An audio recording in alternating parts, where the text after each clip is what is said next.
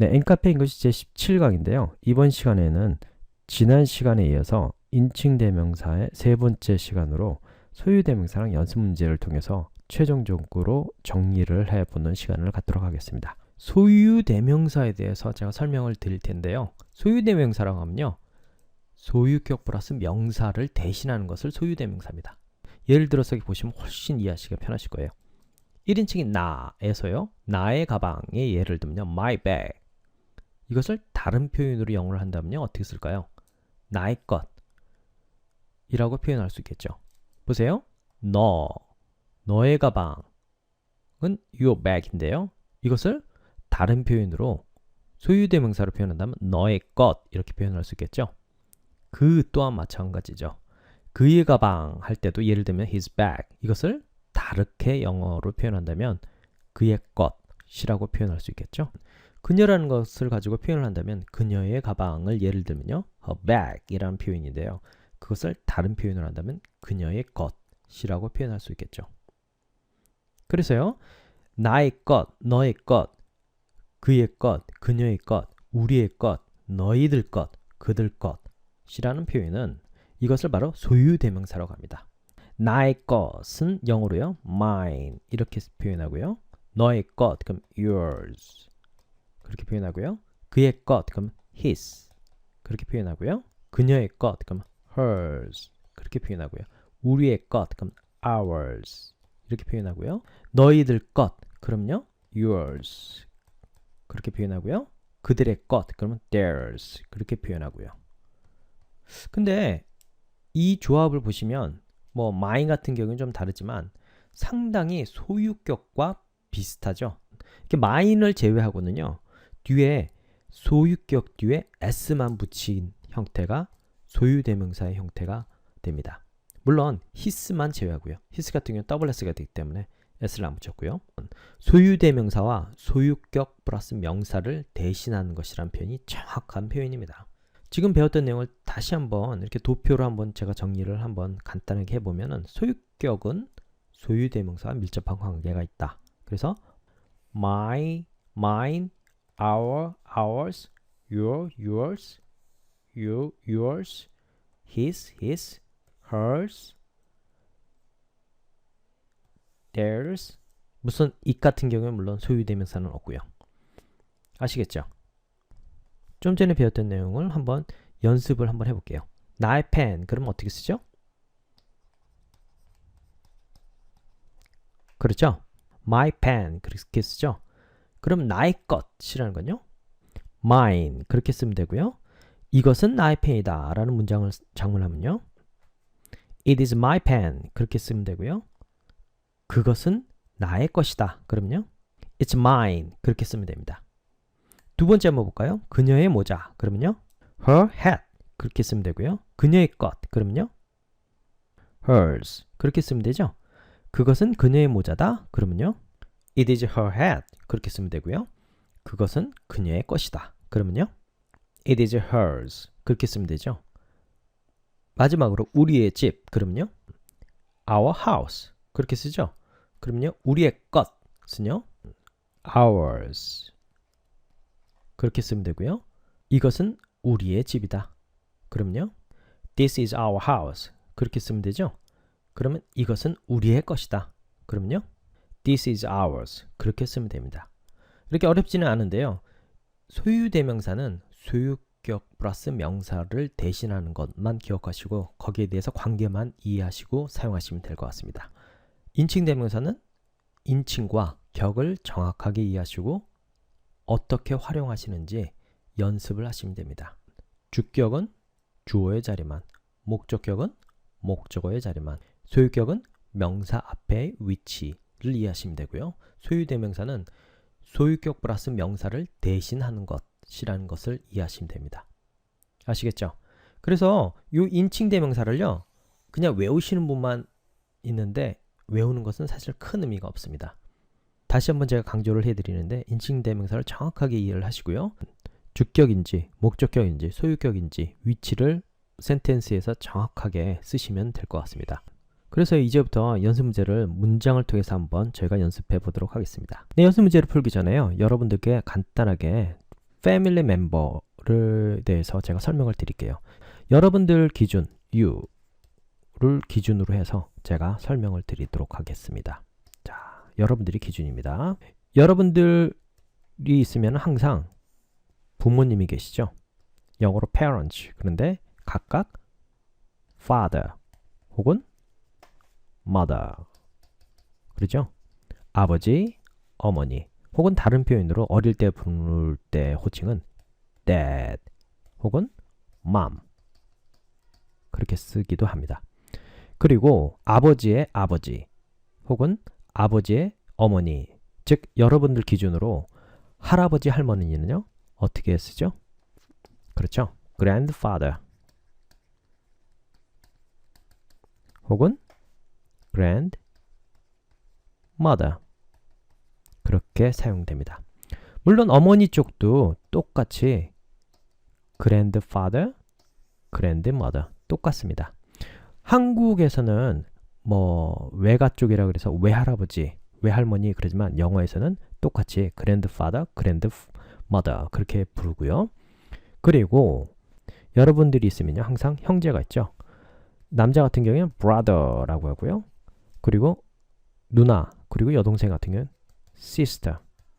물론 여러분들이 만약에 그 여자 같은 경우에는 언니, 누나가 될 수 있겠죠. 그래서 brother, sister가 있는데요. brother, sister도 물론 아버지가 brother가 있을 수 있고요. 혹은 아버지가 sister가 있을 수가 있죠. 그죠? 물론 엄마도 마찬가지죠. 엄마도 남동생 혹은 오빠가 있을 수 있으니까요. brother가 있을 수 있고요.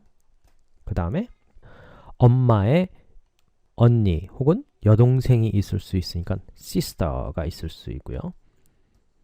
그래서 보시면 아버지의 혹은 엄마의 형제가 자녀를 낳는 경우 그걸 뭐라 그러죠? 그렇죠. cousin이라고 합니다. 물론 엄마 쪽도 마찬가지고요. 엄마의 오빠 혹은 남동생 혹은 엄마의 언니 혹은 여동생이 결혼을 해서 아이가 생기면은 여러분들 기준으로 cousin이 될 수 있고요. 그리고 여러분의 오빠 혹은 여동생이 결혼을 해서 아이가 생기는 경우는요. 남자아이 같은 경우는요. nephew 그리고요. 여자아이 같은 경우는 그렇죠. niece 그럽니다. 물론 여러분들의 누나 혹은 여러분들의 언니 혹은 여동생 같은 경우에 결혼을 해서 아이가 생긴 경우에도 마찬가지로 남자인 경우에는 nephew고요. 여자인 경우는 niece고요. 아시겠죠? 저는 사실 영어로 표현할 때 관계를 어떻게 설명을 할 때 소개를 할 때 this is my cousin, this is my niece, this is my nephew. 여기서 살다 보면요. 그 소개를 받을 때 who is it? 딱 이렇게 물어봤을 때 this is my cousin, this is my nephew, this is my niece. 알긴 알아도 이 부분이 딱 영어를 들었을 때 그 관계에 대해서 개념이 딱 머릿속에 떠오르지 않는 부분이 사실 많았습니다. 그래서 cousin, nephew, niece 이 부분은 여러분들이 관계에 대해서 그 개념이 딱 떠오르시면 좋을 것 같아요. 그리고 또 마지막으로 제가 또 한 가지 추가적으로 설명드리고 싶은 내용이 하나 있는데요. 그리고요. 또 여러분들이 나중에 결혼을 해서 아이를 낳는 경우에 남자아이 같은 경우에는 son 그리고 여자아이 같은 경우에는 daughter라고 이야기를 하죠. 그죠? 마지막으로 제가 한 가지 더 추가적으로 설명드리고 싶은 내용이 바로 피가 섞이지 않은 사람이 새로 이렇게 가족에 결혼을 해서 들어오는 경우 그러니까 법적인 부분이죠. 그래서 in-law 그래서 명사 플러스 in-law의 표현인데 바로 이겁니다. 명사 그 다음에 in-law라는 표현입니다. 여러분이 결혼을 해서요. 그러면 와이프가 생기겠죠?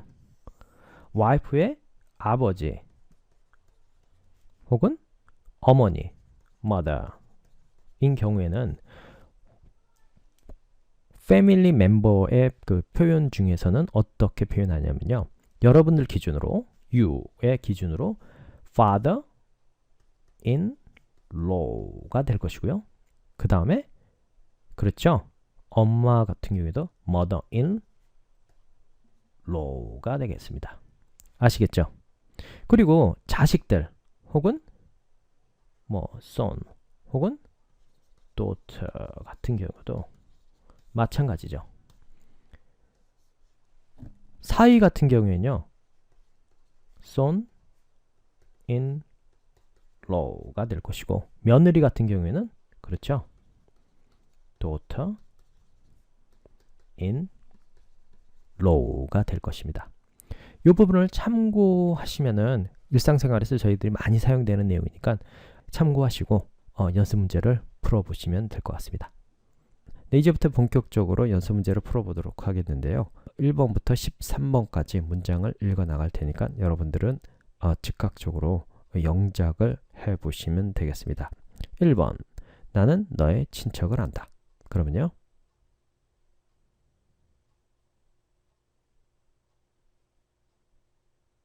네, 1번의 답은요. I know your relative.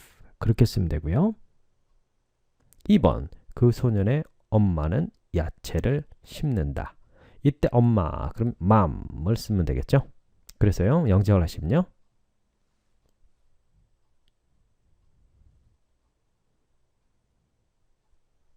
네, 답은요. The boy's mom plants vegetables. 그렇게 쓰면 되죠. 3번, 그의 선생님은 빨리 달린다. 그럼요.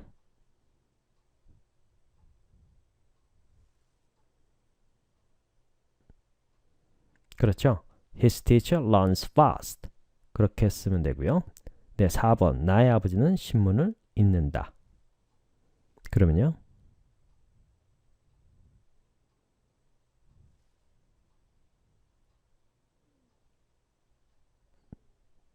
My father reads newspaper. 그렇게 쓰면 되고요. 네, 5번인데요. BMW는 럭셔리로 유명하다. 보통 저희들은 이렇게 이야기를 하지만 한국말에서는요. 근데 영어에서는요.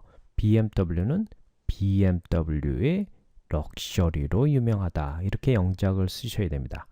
자, 이 부분은 사실은 지난 시간에 제가 이치 그래서 한국말과 영어의 그 차이점을 제가 설명드리면서 말씀을 드렸는데 이 부분은 좀 혼돈이 되시거나 이 문장에 대해서 확신이 쓰지 않으시는 분은 다시 한번 그 강의를 한번 들어보시면 도움이 될 것 같습니다. 자, 그래서요. BMW는 럭셔리로 유명하다. 뭐의 럭셔리요? 어디의 럭셔리요? BMW의 럭셔리.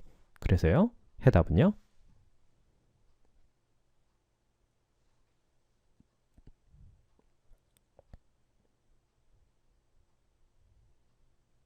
그렇죠? BMW 뭐뭐로 유명하다. is famous for. 그렇죠? 그래서 BMW is famous for 뭐요? its luxury. 아시겠죠? 그래서 BMW is famous for its luxury. 그렇게 쓰셔야 됩니다. 자, 6번. 그들은 나의 숙모이고 삼촌이다. 숙모. 그러면요. aunt. 그 다음요. 삼촌은요. uncle. 그러죠? 그래서 영작을 하시면요.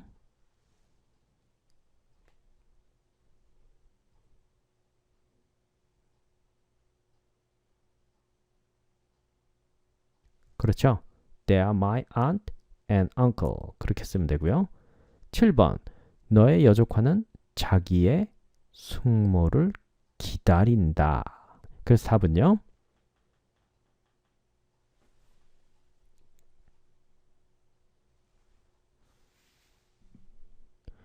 그렇죠. Your niece waits for her aunt. 그렇게 쓰면 되고요. 자, 8번. 나의 삼촌은 너의 남조카를 만난다. 그러면요.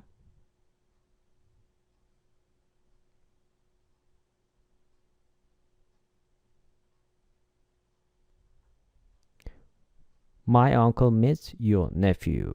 그렇게 쓰시면 되고요. 9번은 의문문인데요. 한번 작문해 보세요. 너의 형은 그녀의 처남과 처제를 알고 있니?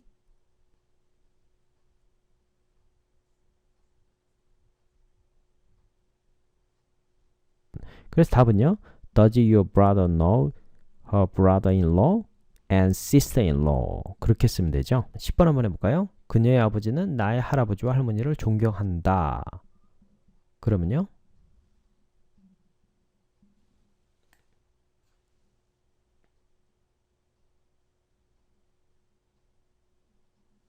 Her father respects my grandfather and grandmother. 그렇게 쓰면 되죠. 11번. 너는 너의 시아버지와 시어머니를 잘 돌보아 드리지 않는다. 이 문장을 작문하면요.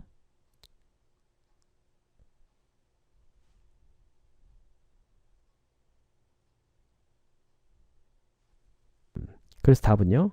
You do not look after. look after. 그러면 돌보아 주다. 그래서 돌보아 드리지 않는다. 그래서 You do not look after your father-in-law and mother-in-law. father-in-law 그러면 시아버지, mother-in-law 그러면 시어머니가 되죠. 그래서 답은요. You do not look after your father-in-law and mother-in-law. 그렇게 쓰면 됩니다. 자, 12번. 12번이랑 13번은요. 이번 강의에 배웠던 소유대명사입니다. 자, 12번. 저 가방은 그의 것이다. 그러면요.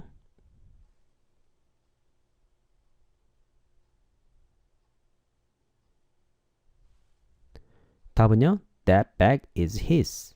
그렇게 쓰면 되고요. 13번. 이 회사는 우리의 것이다.